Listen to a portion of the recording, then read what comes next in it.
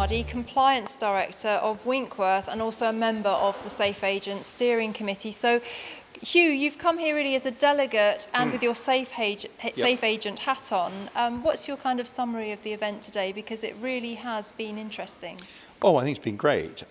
We've got so much, I think, as an industry facing us in terms of new regulations, compliance with the Immigration Act, which we heard about this morning and which really created some very, very heated feedback.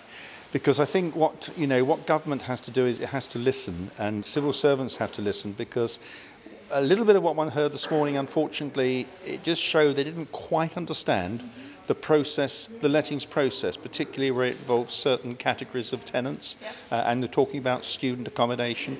And some of the regulations just need to be looked at very closely, that they're going to work. Otherwise, we're going to be in a mess, and it's going to be the poor old letting agent in the middle that's going to be trying to sort out the mess between possible tenants who may not be able to take occupation, even though they've got a tenancy agreement, and then trying to explain that to their landlords, their client, who's going to be asking questions, well, how could this have happened? And unfortunately, just to turn around and say, well, I'm sorry, we have to blame government regulation, isn't always going to get them out of a spot of bother.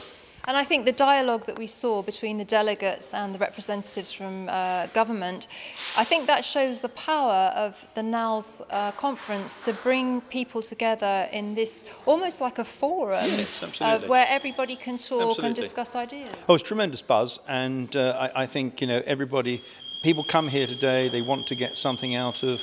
They want to increase their knowledge, and as we heard from later business sessions, you can never stop learning, and learning actually is earning.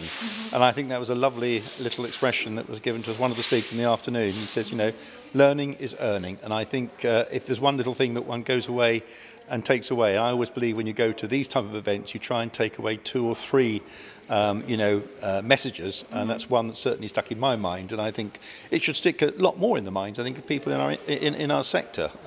The main thing, of course, we've got to remember is the people who come to these sort of events today, run by NALS, and who are principally all accredited agents with NALS, they are the cream of the industry.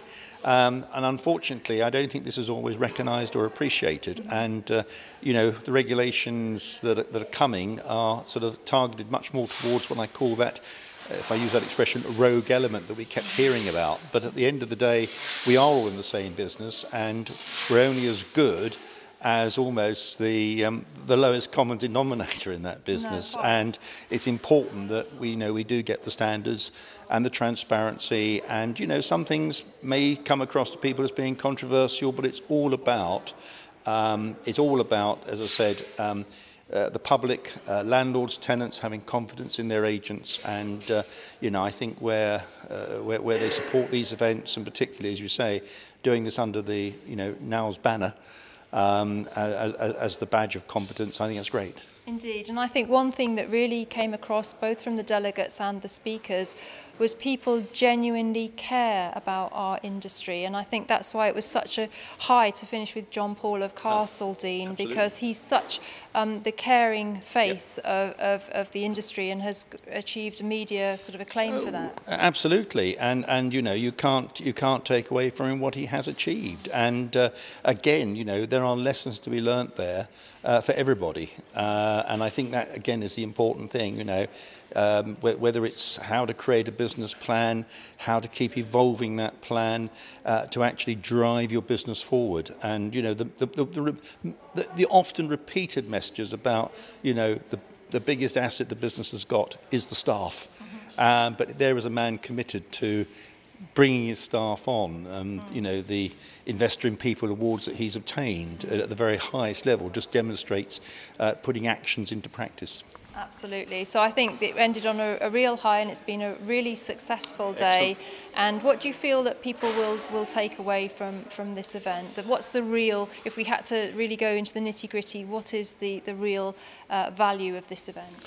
Well, the real value of this event is that actually we should be proud of working in the industry we're working in, and I think that came through with the last speaker again.